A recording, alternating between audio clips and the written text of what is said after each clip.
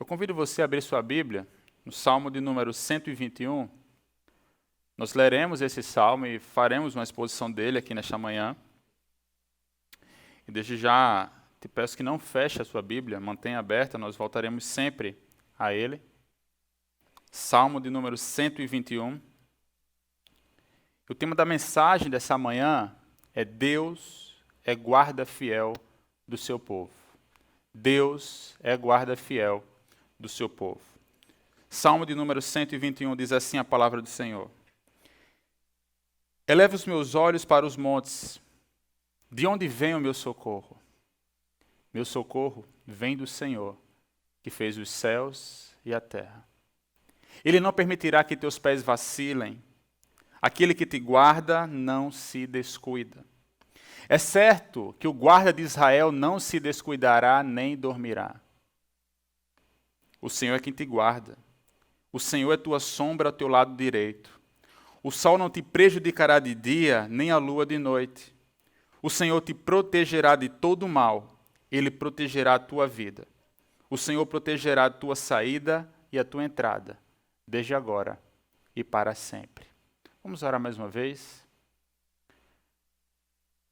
Senhor, muito obrigado, porque acima de tudo nós temos o privilégio de ler tua palavra, Pai.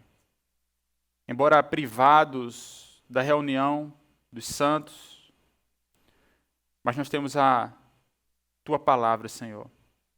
Muito obrigado porque nós, mais uma vez, temos o privilégio de lê-la. Nós te pedimos que o teu Espírito Santo fale aos nossos corações nessa manhã, à luz da tua palavra, Pai. Que ela se revele a nós. Ó Deus, que sirva de encorajamento em nossa peregrinação aqui nessa terra, sobretudo em nossos dias maus. Eu te oro no nome santo de Jesus. Amém. No livro O Peregrino, John Bunyan, ele descreve a viagem que o cristão faz da cidade da destruição até a cidade celestial, narrando as mais diversas experiências que o cristão tem pelo caminho. É de fato o retrato de cada um de nós. Mas em determinado ponto nessa viagem, cristão e o seu companheiro também peregrino, chamado Esperançoso, eles percebem uma agradável campina que parece correr paralela ao caminho estreito e áspero que eles estão viajando. Eles pensaram que esse novo caminho facilitaria a sua viagem, os seus pés já doíam, a jornada era difícil.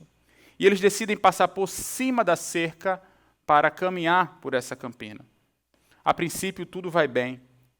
Mas logo chega a noite, e com a noite vem uma forte e terrível tempestade. Amanhã nasce, e eles perdidos ali, completamente perdidos, são capturados pelo gigante chamado Desespero, que era dono daquelas terras. Desespero os captura, os espanca e os aprisiona dentro do castelo da dúvida. Depois de passarem vários dias presos, Cristão e o Esperançoso passam a noite em oração. E quando o dia amanhece, o bom cristão, como quem estava admirado, ele rompe nas seguintes palavras. Que tolo sou eu, a ponto de ficar prostrado numa masmorra fétida, quando posso tão bem andar em liberdade. Tenho no meu peito uma chave chamada promessa, e estou convencido de que abrirá qualquer fechadura do castelo da dúvida. Em poucos instantes, usando a chave promessa, Cristão e Esperançoso, eles destrancam cadeias e portões. Os dois seguem e chegam novamente à estrada do rei, e assim eles ficam a salvo, porque já estão fora da jurisdição do gigante Desespero. Mas quando eles atravessam os degraus, eles começam a planejar o que é que eles fariam para que pudessem impedir que outros peregrinos também caíssem naquela situação e fossem apanhados pelo gigante Desespero. E eles tiveram uma ideia, vamos construir aqui um pilar. E eles construíram ali um pilar, e nesse pilar eles colocaram a seguinte sentença. Do outro lado desses degraus está o caminho que conduz ao castelo da dúvida, guardado pelo gigante Desespero. Ele despreza o rei do país celestial e busca destruir os seus santos peregrinos. Meus irmãos, durante a trajetória da nossa vida, sobretudo na caminhada cristã, nós sempre lutamos com a dúvida. A dúvida ela pode vir, às vezes essa luta começa pelo descuido, como foi no caso do cristão e do esperançoso, que se deixaram levar pelos desejos da carne. Por vezes o sofrimento nos leva à dúvida durante a caminhada, a doença, o luto, o desemprego, a dor, o abandono, o perigo, a tristeza. Nós desejamos nos ver livres dessas coisas, mas parece que essas coisas nos perseguem. Dia após dia nós nos sentimos como um náufrago, simplesmente tentando manter a cabeça fora d'água, tentando sobreviver. Um sentimento de impotência toma conta da nossa vida e ela vem, a dúvida surge. A dúvida ela nos assalta, pondo em xeque todo o fundamento da nossa esperança. Mas ouça, a única chave que destranca a prisão dessa dúvida e desse desespero é a promessa de Deus. Eu nunca te deixarei, jamais te abandonarei. A promessa de Deus de nos proteger alimenta a nossa esperança e nos capacita a perseverar em meio às terríveis circunstâncias. Isso nos leva ao Salmo 121. Pois para os peregrinos, a proteção é algo vital, é de total importância. O Salmo 121 está contido dentro de um conjunto de salmos, que vai do Salmo 120 ao Salmo 134, são 15 salmos, que nós conhecemos como cânticos dos degraus, salmos de romagem ou ainda cânticos de peregrinação. Degraus porque simboliza uma subida. Os israelitas cantavam esse conjunto de salmos à medida em que eles viajavam ou subiam para o templo, para Jerusalém, para celebrar uma das festas anuais. Agostinho de Hipona diz que nesses cânticos nada mais aprendemos do que subir, mas subir pelo coração. Esses salmos, assim como os salmos em geral, têm uma característica, que é expressar todo o leque das emoções humanas. João Calvino se refere ao saltério como uma anatomia de todas as partes da alma, pois não há emoções que se possa expressar que não esteja ali representada como num espelho. Por isso que nós nos identificamos tanto com o conjunto de salmos, sobretudo com o cântico dos degraus. Os salmos nos conduzem numa jornada pelos muitos altos e baixos da vida. Por isso que meditar nos salmos, especialmente no Salmo 121, nos dará uma visão de mundo mais ampliada, nossos sentimentos regulados e nos guiará no caminho dos desejos e emoções e dos pensamentos que glorificam a Deus. Vejamos então os 2 primeiros versos. Nós vemos aqui uma pergunta e a resposta do salmista. Elevo os meus olhos para os montes, de onde vem o meu socorro? Meu socorro vem do Senhor, que fez os céus e a terra. Nós não podemos afirmar quem é o autor desse salmo. Existem várias opiniões a respeito disso, mas é muito provável que o escritor desse salmo esteja diante de uma situação que é completamente desfavorável. Lembre-se que aqueles peregrinos, eles caminhavam a pé, eles viajavam a pé. Isso já evidencia uma enorme dificuldade. O terreno era irregular. Existia durante o dia a questão do sol muito forte. As noites eram extremamente frias. Os pés, por vezes, inchados. O cansaço. Fora que existiam os perigos constantes dos assaltantes, que sabiam que essas caravanas estavam transitando ali e ficavam à espreita para roubar-lhes os bens. E por vezes até a vida. Os animais selvagens também habitavam aquelas regiões. Portanto, uma verdade aqui é que o peregrino reconhece a sua situação de vulnerabilidade na trajetória. E ele, diante disso, levanta seus olhos para os montes e se pergunta: de onde virá o meu socorro? Os montes, nós sabemos, são fruto das digitais do próprio Criador. E Deus faz a criação e tudo que Deus faz é teatro para a sua glória. Tudo que Deus faz evidencia a sua própria glória. Porém, muitos israelitas, apóstatas da fé monoteísta, que estavam enraizada no Deus vivo, o único Deus verdadeiro, Eles adoravam deuses pagãos em santuários nos montes. Existiam cultos idólatras dos Baalins, nesses lugares altos também. Existia uma compreensão de que nos montes e nas montanhas, nos lugares altos, viviam e habitavam divindades. Por isso que esses cultos eram realizados ali com as práticas mais terríveis possíveis. Vários profetas, eles bateram de frente, eles condenaram esses cultos pagãos e repreendiam com veemência os israelitas que adoravam esses deuses falsos nesses lugares. O profeta Jeremias foi um desses homens. E ele escreve em Jeremias 3:23, de fato, a agitação idólatra nas colinas e o murmúrio nos montes é um engano. No Senhor, nosso Deus, está a salvação de Israel. O que esses dois versos, bem como o Salmo 121, está nos dizendo é que o nosso socorro não vem dos deuses que habitam nos montes, mas naquele que criou céus, naquele que criou terras e naquele que criou os montes. O nosso socorro vem do Senhor. E quantas vezes durante a difícil caminhada da nossa vida nós temos olhado os montes e feito essa pergunta? Os montes podem representar qualquer coisa em nossa vida. Qualquer coisa que nós temos depositado a confiança para nos guardar e nos socorrer nos dias maus. Nós devemos lembrar, meus irmãos, que não há nada nessa terra que tenha a prerrogativa em si mesma para ser o nosso socorro. O peregrino não deve colocar a sua confiança nas pessoas que caminham com ele. O peregrino não deve colocar a sua confiança nos recursos que ele possui, por vezes nas armas que ele carrega. Ele não deve colocar a sua experiência, a sua confiança na experiência por conhecer o trajeto muito bem, mas ele deve colocar a sua confiança em Deus. Esses dias que nós estamos vivendo não tem sido fácil, nem um pouco fácil a nossa peregrinação aqui. Incertezas nos sobrevêm, por vezes estejamos presos também, como o cristão e o esperançoso, no castelo da dúvida. Estamos como salmista, questionando de onde o nosso socorro virá.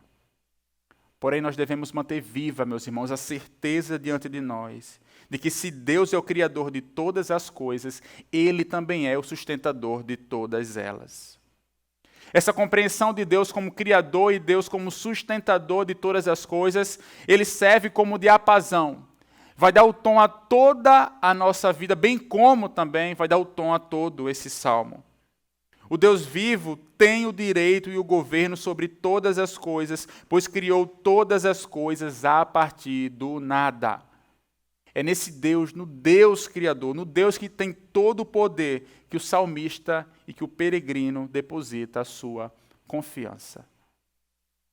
Mas, em segundo lugar, nós observamos aqui que Deus guarda o seu povo em todos os lugares. Os versos 3 e 4. Ele não permitirá que teus pés vacilem. Aquele que te guarda não se descuida. É certo que o guarda de Israel não se descuidará nem dormirá. A primeira verdade que nós encontramos nesses dois versos e que segue até o final do Salmo, vai de encontro a algumas crenças da nossa cultura. Porque hoje em dia há uma compreensão que Deus não interfere na vida humana. Muitos enxergam a Deus como um senhorio, que mantém o prédio em reforma, mas não intervém na vida daqueles que moram ali. Outros ainda enxergam Deus como uma espécie de terapeuta, que sempre mantém um relacionamento próximo com o paciente, para que a análise não seja distorcida, mas que sabe que no fim é o próprio paciente que vai endireitar o seu próprio navio. Infelizmente, esse tipo de pensamento tem assaltado alguns cristãos. Um Deus que fez tudo, um Deus que estabelece uma ordem moral, mas que não se relaciona com as criaturas. O que nós vemos aqui, nesse salmo, nesses versos, é um salmista ciente que o próprio Deus, Criador dos céus, terras e montes, o sustentador de todas as coisas, é quem o guarda na caminhada. Não é um Deus que nos deixa à deriva. Deus, ele intervém em favor dos seus peregrinos. Mas observe que até esse ponto aqui, o salmista tem usado a primeira pessoa do singular, eu, né? Mas aqui, a partir do verso 3º, ele muda para a segunda pessoa do singular. Alguns comentaristas defendem que é possível que ele tenha escrito esse salmo para Israel cantar de forma responsiva. O grupo de peregrinos cantaria os 2 primeiros versos, e um sacerdote ou alguma outra pessoa cantaria o resto do salmo. Outros ainda atribuem esse grande bloco do verso 3 ao verso 8 a uma espécie de sermão. Mas é bem verdade que o salmista aqui expressa que Deus o guarda em todos os lugares. E a implicação disso é muito clara. O verso nos diz que Ele não permitirá que teus pés vacilem. Nós sabemos que os peregrinos caminhavam em diversos terrenos. E alguns desses terrenos eram perigosos, eram terrenos perigosos. E em terrenos assim, o menor escorregão pode ser fatal. O ponto, meus irmãos, é que ele não apenas atribui poder a Deus, todo o poder a Deus, mas também ensina que Ele tem por nós afeição tal que nos preservará em todos os aspectos da nossa vida em perfeita segurança. É nesse Deus que nós devemos colocar a nossa segurança, um Deus que nos guarda. E o verbo guardar aqui nesse salmo, e o substantivo guarda, tem um sentido de proteger e é usado por 6 vezes durante todo esse salmo. E essa palavra aparece a primeira vez na Bíblia, em Gênesis capítulo 2, verso 15, quando o Senhor coloca Adão dentro do jardim do Éden para o cultivar e o guardar, ou seja, para proteger, para tomar conta daquele ambiente. Esse é, portanto, o mandato masculino primário, guardar aquilo que o Senhor confiar em suas mãos. Esse mandato que nós, todo homem, recebemos de Deus é reflexo daquilo que o próprio Deus Criador faz em favor do seu povo. O próprio Deus expressa essa verdade através do profeta Isaías, comparando o seu povo a uma vinha, quando ele diz: Eu, Senhor, protejo-a e rego a cada momento. Eu a protegerei dia e noite, para que ninguém lhe cause dano. Nós vemos aqui, meus irmãos, um Deus que Ele mesmo se revela como um Deus que não titubeia, né? Um Deus que não pisca, um Deus que está sempre atento. E essa é uma característica que é única e exclusivamente dele. Você se lembra que quando o profeta Elias enfrenta os profetas de Baal no Monte Carmelo, ele os desafia a clamar a Baal para que enviasse fogo para consumir o sacrifício deles. E aqueles profetas de Baal clamam diversas vezes, e Elias começa a zombar deles, dizendo: clamai em altas vozes, porque ele é um Deus, um D minúsculo. Pode ser que esteja falando, ou que tenha alguma coisa que fazer, ou que esteja em alguma viagem, talvez esteja dormindo, e precisa que o acordem. Veja, Elias atribui a Baal aqui atividades humanas para mostrar a completa insensatez daqueles que adoram um Deus finito, um Deus falso. Mas lembre-se, Deus, o nosso Deus, nunca está dormindo. Se queres ter um guarda que não dorme, escolhe a Deus para teu guardião. Deus não dorme. Deus não cochila, Deus não pisca, Ele está sempre atento em favor do seu povo. Nós sabemos que em nossa peregrinação para a cidade celestial, nós passaremos por terrenos difíceis. Esses terrenos exigirão de nós atenção redobrada. Se depender de nós, não teremos forças suficientes para suportar e logo caímos. Porém, nós devemos colocar a nossa total confiança no Deus que é Criador e sustentador de todas as coisas. Ele é quem nos guarda e nos livra em todos os lugares, seja qual for o terreno que estejamos passando. Ele é o Deus que não pisca, que não cochila e que não dorme. Tudo isso, meus irmãos, para a sua própria glória e para a nossa alegria. Ele cuida do seu povo em todos os lugares. Mas além de cuidar do seu povo em todos os lugares, Deus guarda o seu povo em todas as situações. Versos 5 e 6. O Senhor é quem te guarda. O Senhor é a tua sombra ao teu lado direito. O sol não te prejudicará de dia, nem a lua de noite. Aqui nós vemos que aquele que nos guarda não está apenas assentado em seu trono, nos vendo lá do alto, mas também está junto de nós para nos guardar de todo o mal. Agora, o privilégio que se estende ao povo de Deus, a Israel, é assegurado a cada israelita. Essa é a promessa feita pelo Senhor a Jacó e que também serve, em particular, para cada um de nós. Eu estou contigo e te guardarei por onde quer que fores. Isso não significa que os cristãos obedientes nunca enfrentam dificuldades e perigos, ou que nunca sofrem dores físicas e emocionais. Nós sabemos, estamos passando por isso, estamos vivendo isso, que enquanto estivermos nesse mundo, nós passaremos por aflições. A Bíblia nunca escondeu isso de nós. O próprio Jesus falou isso. Davi, por exemplo, passou por inúmeras experiências que lhe causaram angústia e até mesmo ameaçaram a sua vida.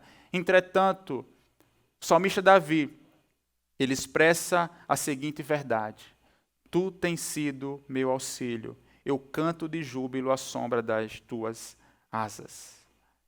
Se você já observou uma criança, se você já fez isso também enquanto criança, de tentar pegar a sua sombra, capturar a sua sombra, você percebe que você não consegue se desvencilhar dela. Ninguém consegue se desvencilhar da sombra, esse é o ponto.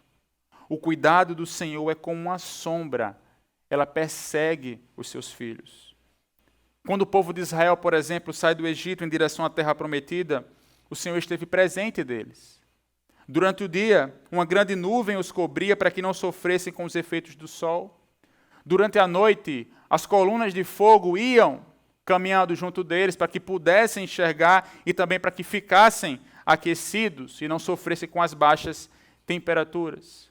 O ponto aqui é que o ponto do salmista, é que Deus guarda o seu povo em todas as situações. Foi assim com os israelitas no deserto, foi assim com os peregrinos que entoavam esse salmo e assim conosco hoje. Quer durante o dia ou a noite, no calor ou no frio, quaisquer que sejam as mudanças, a presença do Pai supre tudo o que precisamos. Nós não precisamos temer os ataques repentinos em momento algum do dia, pois nós estamos protegidos à sombra do Onipotente. Essa verdade, meus irmãos, é muito maravilhosa. Mas em terceiro lugar, Deus guarda o seu povo em todo o tempo, versos 7 e 8. O Senhor te protegerá de todo o mal, Ele protegerá a tua vida. O Senhor protegerá a tua saída e a tua entrada, desde agora e para sempre. O salmista usa uma expressão aqui, todo o mal.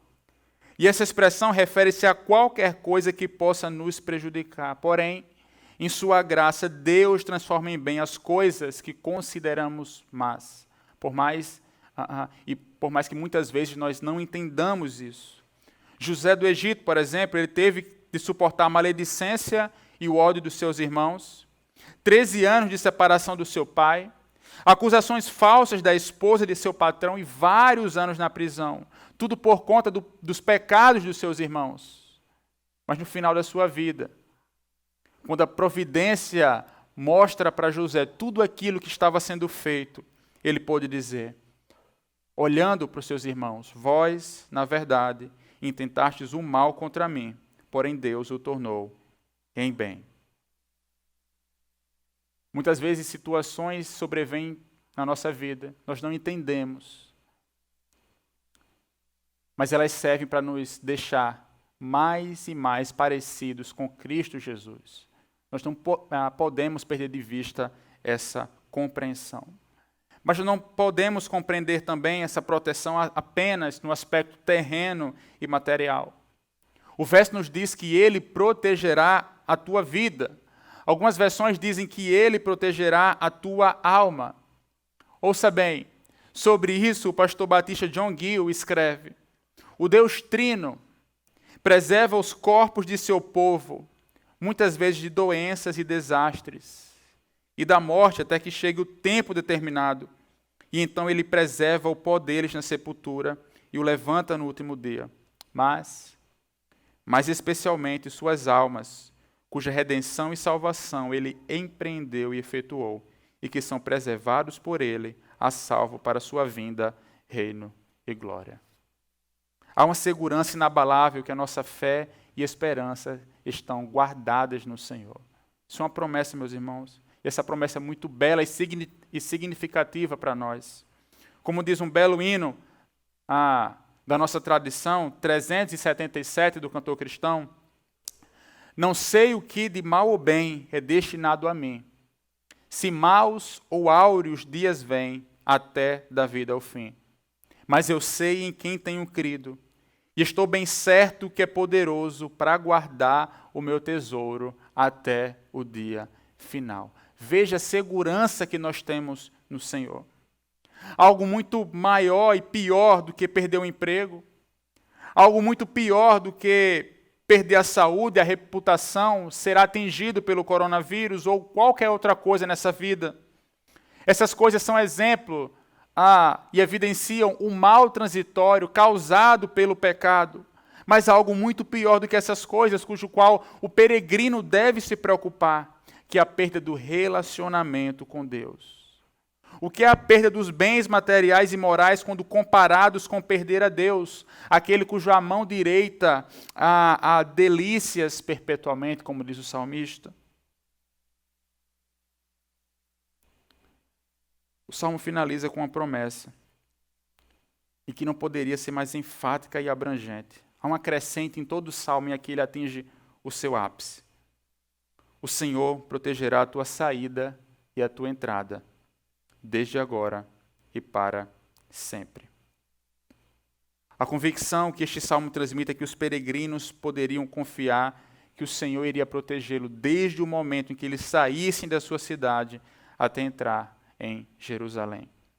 Essa imagem nos dá a certeza que Deus nos guarda durante o curso da nossa vida, diariamente. E mesmo diante do barulho, da pressa e da agitação desse mundo que nos perturbam, nós temos a certeza que nós devemos lançar sobre Ele toda a nossa ansiedade, porque Ele tem cuidado de nós. Mas não só isso, algo muito maior aqui. O Senhor não apenas preserva seu povo na vida e na morte, ou seja, durante o curso da vida, mas nos guardará por toda a eternidade na maior segurança e paz. O Salmo 73, Davi escreve: Tu me guias com teu conselho e depois me recebes com honra. Meu corpo e meu coração desfalecem, mas Deus é a fortaleza da minha vida e minha herança para sempre. Nós não somos peregrinos, meus irmãos, fisicamente, porque não somos nômades, indo de um lugar para o outro nessa terra. Mas a nossa vida aqui é e representa uma peregrinação. Nós estamos saindo do tempo para a eternidade. Por isso nós precisamos lembrar que Deus nos guarda em todos os lugares, em todas as situações e em todo o tempo. E nós precisamos viver à luz dessa nova compreensão, à luz da verdade que nós professamos e acreditamos. O Deus Trino guarda o seu povo hoje e sempre. Eu gostaria de fazer 3 aplicações aqui, finais. A primeira é que a segurança da guarda vem do próprio Deus. A segurança da guarda vem do próprio Deus, não vem de mim ou de você. É Deus quem escolhe um povo para si, não porque esse povo seja mais bonito do que o outro, não porque esse povo seja melhor do que o outro, mas baseado unicamente em sua soberana vontade, e faz com esse povo uma aliança. De Israel, que é seu povo, ele exigia apenas uma coisa: obediência. O que não acontece inúmeras vezes. Nós vemos essa verdade em todo o Antigo Testamento, em toda a Escritura. Mas mesmo assim, mesmo diante desses altos e baixos do seu povo, Deus permanece fiel à promessa que ele fez, de que Israel seria o seu povo e de que ele seria o Deus deles. 1 Samuel, o profeta descreve: pois o Senhor não desamparará o seu povo por amor ao seu grande nome. Deus não desamparará o seu povo por amor ao seu grande nome, porque agradou ao Senhor fazer de vós o seu povo. Não vem de mim ou de você, é do próprio Deus. A segurança vem do Deus que é criador e o Deus que é sustentador de todas as coisas. Nós precisamos compreender e rememorar a verdade dia e noite de que nós somos povo do Senhor e que Ele nos guarda e que Sua promessa dura para sempre. E nós já vimos que isso não diz respeito a coisas materiais. Sofreremos aqui, sofreremos aflições, mas nós chegaremos lá. Nós chegaremos na cidade celestial, por vezes cambaleando, por vezes cheio de cicatrizes, mas nós chegaremos lá. Essa é a promessa do Senhor. Em segundo lugar, nós precisamos compreender que em Cristo nós estamos guardados. Ele mesmo diz: eu sou a porta, se alguém entrar por mim será salvo. Ou eu sou o bom pastor dá a vida pelas ovelhas. Essa é a nossa maior segurança, meus irmãos. Nós estamos seguros em Cristo Jesus. Todo aquele que se achar nele terá vida. A nossa vida está sempre, para sempre, guardada em Cristo Jesus, seja aqui ou na eternidade. Como diziam os antigos, Cristo é a nossa esperança na vida e na morte. Isso independe se nós estamos passando por um momento difícil ou por dias incertos. Em Cristo nós estamos seguros. Ele viveu a nossa vida, Ele morreu a nossa morte e ao terceiro dia ressuscitou. Por isso nós temos a certeza de que um dia nós estaremos com Ele nas moradas celestiais, livres de qualquer choro, dor ou luto. Essa é a nossa maior esperança, meus irmãos. E em Cristo nós estamos guardados. Como disse o pastor John Piper, a nossa rocha não é uma miragem. A nossa rocha não é uma miragem. Cristo Jesus, a nossa esperança, não é uma miragem. Ela é mais concreta do que eu e você. Em Cristo nós temos a viva esperança de que estamos guardados e seguros, livres de todo o mal, livres da culpa e livres da tirania do pecado. Como Ele mesmo disse, eu estou convosco todos os dias até o final dos tempos. A nossa segurança vem do Senhor. Em Cristo nós estamos guardados. E em terceiro lugar, o Espírito Santo nos dá segurança na trajetória. Quando Jesus fala para os seus discípulos que Ele vai morrer, eles se entristecem, porém Ele lhes disse que enviaria um Consolador, o Espírito Santo. É o Espírito Santo que dia após dia testifica com o nosso espírito que somos filhos de Deus. É Ele quem fornece evidências da obra de Deus em nós. Assim, sabemos que permanecemos nele e ele em nós, por ele haver nos dado o Espírito Santo. Portanto, o Espírito Santo não só testemunha a nós que nós somos filhos de Deus, mas também testifica que Deus permanece em nós e que nós permanecemos nele. Essa compreensão, meus irmãos, não serve apenas para aumentar uma compreensão intelectual da nossa parte, mas para nos confortar. O Espírito Santo trabalha para nos dar segurança na trajetória da nossa vida até a eternidade. Por isso nós não podemos duvidar. Nós chegaremos seguros ao fim da jornada. E volto a dizer, por vezes chegaremos cheio de cicatrizes, por vezes faltando um pedaço, mas nós chegaremos seguros ao fim da jornada. É a nossa maior segurança. Às vezes os montes são amedrontadores e a escuridão nos cerca por todos os lados. Nossos joelhos se dobram sob a pressão e nossos ombros se curvam com o peso. Por vezes sucumbimos à dúvida. Será? Será que Deus realmente me guarda? Será que Deus realmente guarda minha família? Mas tudo isso que eu estou passando, tudo isso que nós estamos enfrentando, será que de fato Deus é o guarda fiel do nosso povo? Mas aqui está a chave que sempre destranca as correntes da dúvida e do desespero. O meu socorro vem do Senhor, que fez os céus e a terra. Vamos orar? Pai, muito obrigado, porque mais uma vez nós somos encorajados por Tua palavra, Senhor. Muito obrigado porque nós, mais uma vez, fomos lembrados que o Senhor guarda o teu povo, que o Senhor guarda fiel do teu povo, meu Deus. Muito obrigado porque, além de nos guardar aqui, livrarmos de todo o mal, o Senhor nos guardará eternamente, Senhor.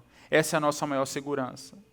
Muito obrigado porque na eternidade estaremos ao teu lado, porque um dia nós cremos em Cristo Jesus, porque um dia nós somos justificados por Cristo Jesus.